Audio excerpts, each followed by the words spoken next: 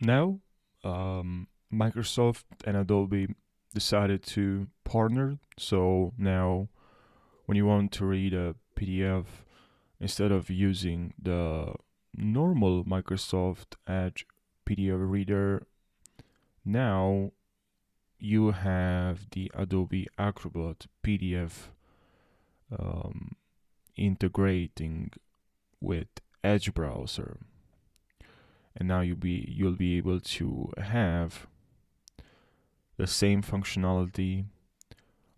Password, you can add password, you can edit, you can simply convert PDF from to a different file.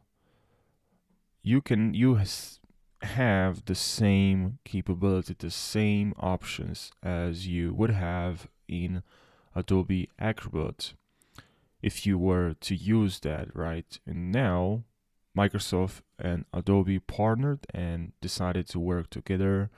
So now you have all the functionality from Adobe Acrobat to Microsoft Edge, as you can see here. This is the normal what you would see if you started to read something, a document in Microsoft Edge. But this starting in March 2023, new versions of Microsoft Edge for Windows 10, 11 will roll out. That includes this new PDF engine. So that's the video. I hope this video helped you and you learned something. Thank you for watching.